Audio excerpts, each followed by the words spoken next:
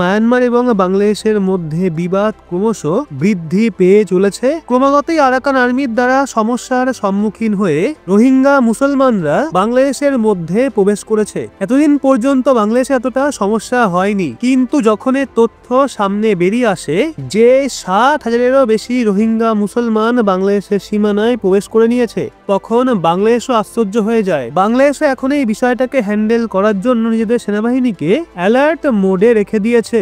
এর সাথেই সীমান্তবর্তী এলাকায় নজরদারি আরো বাড়িয়ে দিয়েছে। কিন্তু রোহিঙ্গা মুসলমান কেবলমাত্র বাংলাদেশের জন্য নয়, বরং ভারতের জন্য একটা বড় সমস্যার বিষয়। এটা আজ নয়, বরং কয়েক শতক ধরে হয়ে এসছে। অন্যদিকে বিজেপি সরকার ক্রমাগতই এদেরকে ভারতীয় ভূমি থেকে বাইরে বের করার জন্য বিভিন্ন ধরনের আইন কানুন নিয়ে আসার জন্য প্রস্তুত ছিল, যেখানে সিএএ এবং এনআরসি ছিল। কিন্তু ভারতের মধ্যে বিরোধের কারণে এখনো পর্যন্ত এনআরসি আইন কানুন লাগু হয়নি। ভারতের সরকার তো চায় রোহিঙ্গা মুসলমানদের দেশ থেকে বাইরে বের করতে, কিন্তু অপোজিশন পার্টি এবং যারা এদেরকে নিজেদের ভোট ব্যাংক মনে করে সেই পার্টি এমনটা করতে সরকারকে বাধা দিচ্ছে। কিন্তু আবারও যখন একবার মায়ানমারের সংকট অনেক বেশি গম্ভীর হয়ে গেছে, তখন দ্রুতগতিতে আরাকান আর্মির থেকে মুক্তি পেতে রোহিঙ্গা মুসলমান আজ আবার প্রতিবেশী দেশের সীমানার মধ্যে প্রবেশ করছে। এই সমস্ত কিছুকে দেখে ভারতের হোম মিনিস্ট্রি একটা বড় পদক্ষেপ গ্রহণ করেছে। একসাথে বাংলাদেশের সাথে সম্পর্কিত সীমানার পাশেও ভারত তদন্ত করেছে এবং যে সমস্ত ড্রোনের ডিপ্লয়মেন্ট বাংলাদেশ ভারত সম্পর্কিত সীমানায় করে রেখেছিল, তাকে কাউন্টার জবাব ভারতের পক্ষ থেকে দিয়ে দেওয়া হয়েছে। দুটো খবরই যথেষ্ট বেশি ইম্পর্টেন্ট, এই জন্য ভিডিওটির শেষ পর্যন্ত অবশ্যই থাকবেন। এর সাথে যদি আপনার ফরেন পলিসি সম্পর্কিত ভিডিও ভালো লেগে থাকে তাহলে অবশ্যই চ্যানেলটিকে অবশ্যই সাবস্ক্রাইব করবেন। চলুন তাহলে শুরু করা যাক আজকের ভিডিও। আসলে ভারতের হোম মিনিস্টার অমিত শাহ মহাশয় এটা অ্যানাউন্সমেন্ট করেছে যে ভারত মায়ানমার সম্পর্কিত সীমানায় সার্ভে করা হবে এবং সেই সম্পূর্ণ বর্ডারে ফেন্সিং করা হবে। অমিত শাহ বলেছেন ভারত মায়ানমার সীমান্তে অবৈধ প্রবেশ নিষিদ্ধ করার জন্য নাগাল্যান্ড, মিজোরাম এবং মণিপুরের সীমান্তবর্তী এলাকার ডেমোগ্রাফিক ডেটা এবং অন্যান্য অর্থাৎ লোক সম্পর্কিত তথ্যকে ম্যাপ করা প্রয়োজনীয়। এই জন্য সীমান্তবর্তী এলাকাগুলোতে একটা সার্ভে করা হবে যাতে সীমান্তে ফেন্সিং করতে সাহায্য পাওয়া যায়। আপনাদের বলে রাখি, এই এলাকাগুলোতে এবং রাজ্যগুলোতে বিভিন্ন আধুনিক ক্যামেরা এবং এর সাথেই লোকজনদের বিষয়ে সম্পূর্ণ তথ্য থাকে। যদি বাইরে থেকে কোনো রকম লোকজন আসে তাহলে সে বিষয়ে সরকার জানতে পারে এবং তাদেরকে যাতে বাইরে বের করা যেতে পারে তার জন্যই ব্যবস্থা করে রেখেছে। এছাড়াও যেমনটা আমি আপনাদের বলেছিলাম, বর্ডারে ফেন্সিং করা হবে, যার জন্য মায়ানমারের সীমান্ত থেকে কোনো ব্যক্তি ভারতের মধ্যে প্রবেশ করতে পারবে না। আপনাদের বলে রাখি, ভারত এবং মায়ানমারের মধ্যে যে বর্ডার রয়েছে তার লেন্থ 1643 কিলোমিটার এবং এই সম্পূর্ণ বর্ডারের কমপ্লিট ফেন্সিং এর অ্যানাউন্সমেন্ট গৃহমন্ত্রী দ্বারা করা হয়েছে। এই জিনিসের জন্য সেন্ট্রাল গভর্নমেন্টের পক্ষ থেকে 31,000 কোটি টাকার বাজেট নির্ধারণ করা হয়েছে। এটা যথেষ্ট দুঃখজনক একটা বিষয়। দেশ স্বাধীনতার 75 বছর পরেও ভারতের বর্ডার এরিয়া, যেখান থেকে ভারতে বিপদ ঢোকার সম্ভাবনা রয়েছে, যেখান থেকে অন্যান্য দেশের বাসিন্দারা ভারতের মধ্যে প্রবেশ করতে পারে, সেখানে আজও ফেন্সিং করা হয়নি। যদিও এই বিষয়টার জন্য বর্তমান সরকারের প্রশংসা অবশ্যই করতে হবে, যারা পাকিস্তান থেকে শুরু করে বাংলাদেশ এবং এখন মায়ানমারের বর্ডার এরিয়াতে দ্রুতগতিতে ফেন্সিং করেছে। যদিও এখনো পর্যন্ত অনেক কাজ বাকি রয়েছে। এবং দ্বিতীয় বিষয় হলো, বাংলাদেশের সঙ্গে সম্পর্কযুক্ত এলাকাতে আমাদের ঠিক একইভাবে আরো ফেন্সিং করার প্রয়োজন রয়েছে, যা থেকে লোকজনদের ভারতের মধ্যে প্রবেশ নিষিদ্ধ করা যেতে পারে।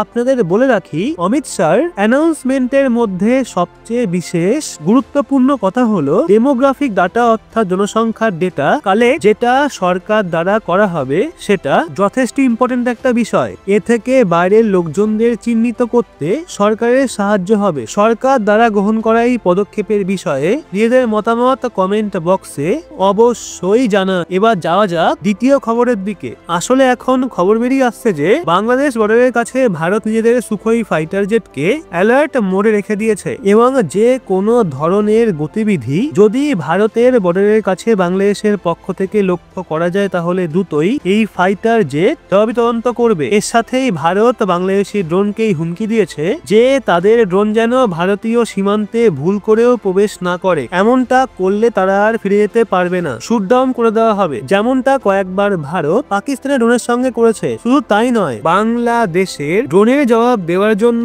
ভারত ইসরায়েলের হেরন ড্রোনের ডিপ্লয়মেন্টও বাংলাদেশের বর্ডারের কাছে করে রেখেছে। ওদিকে বন্ধুরা, বাংলাদেশ দ্রুত গতিতে তার কবর খোঁড়া শুরু করে দিয়েছে এবং সেটাকে আরো দিনকে দিন গভীর করে তুলছে। বাংলাদেশ ভারতকে হুমকি দেওয়ার পর এখন রাশিয়াকেও ঝামেলায় জড়িয়ে নিয়েছে। রাশিয়া গর্জন করে বাংলাদেশকে ধুয়েছে, তো অন্যদিকে ভারত কূটনৈতিক সাইলেন্সের সঙ্গে বাংলাদেশকে মারাত্মক ধাক্কা দিচ্ছে। ভারত সাইলেন্স থাকার জন্য প্রথমবার কোনো দেশে শোরগোল পড়ে গেছে, এই ব্যাপারে আমি আপনাদের পরে বলছি। কিন্তু তার আগে দেখুন রাশিয়া বাংলাদেশকে কি হুমকি দিয়েছে। আসলে রাশিয়া বাংলাদেশের প্রথম নিউক্লিয়ার পাওয়ার প্ল্যান্ট বানাচ্ছে। এই প্রজেক্টে কিছু ভারতীয় কোম্পানিও সামিল রয়েছে। এই প্রজেক্টের নাম Rooppur nuclear power plant. Russia এবং ভারতের সাথে মিলেই শেখ হাসিনা এই প্রজেক্ট বাংলাদেশে শুরু করেছিল। রূপপুর প্রজেক্টে মারাত্মক গতিতে কাজ চলছে, কিন্তু শেখ হাসিনার হাত থেকে শাসনভার চলে যাওয়ার পর প্রজেক্ট পুরো ঝুলে গেছে। বাংলাদেশের অ্যান্টি করাপশন কমিশন অভিযোগ তুলেছে যে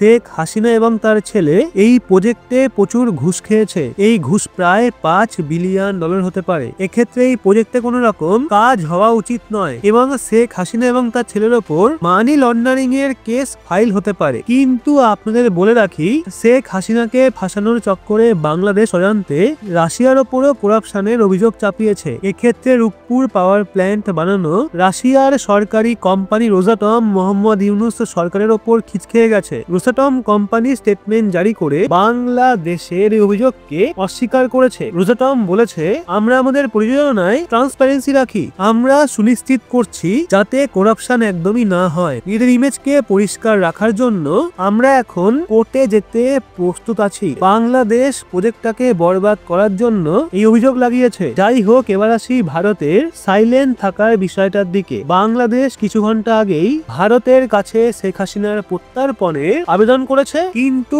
ভারত এখনো এই নিয়ে কোনো জবাব দেয়নি। আর ভারত জবাব কেনই বা দেবে? কারণ মোহাম্মদ ইউনুস নির্বাচিত সরকারের নেতা নয়, তাকে তো ততক্ষণ ক্ষমতায় বসানো হয়েছে যতক্ষণ না বাংলাদেশে নির্বাচন হচ্ছে। এক্ষেত্রে ভারত সরকার মোহাম্মদ ইউনুসকে জবাব দেওয়ার জন্য বাধ্য নয়। সীমা তো তখন পার করে যায় যখন বাংলাদেশের মোহাম্মদ ইউনুস সরকার এতটাই বিগড়ে যায় যে সে তার মিডিয়াতে এটা বলা শুরু করে দেয় যে ভারত আমাদের অনুরোধে জবাবই দিচ্ছে না। ভারত একেবারে চুপ রয়েছে। বাংলাদেশের হয়তো মনে হচ্ছে তারা কোনো হোয়াটসঅ্যাপ মেসেজ পাঠিয়েছে যেটা পড়তেই ভারত জবাব দিয়ে দেবে। এই বাংলাদেশিরাও তো জানে না প্রত্যর্পণে আবেদনের প্রসেস কি হয়। প্রথমত যে অভিযোগ চাপানো হয়েছে সেই নিয়ে তদন্ত হবে। ভারত এই বিষয়টাও তদন্ত করে দেখবে যে শেখ হাসিনার প্রাণের ঝুঁকি নেই তো। এছাড়াও সমস্ত আইনি দিকগুলোকেও বোঝা হবে। কিন্তু জানি না বাংলাদেশের কি বিষয়ে এত তারা রয়েছে। চলুন, প্রথমবার হলেও ভারতের সাইলেন্ট থাকা বাংলাদেশকে পুরো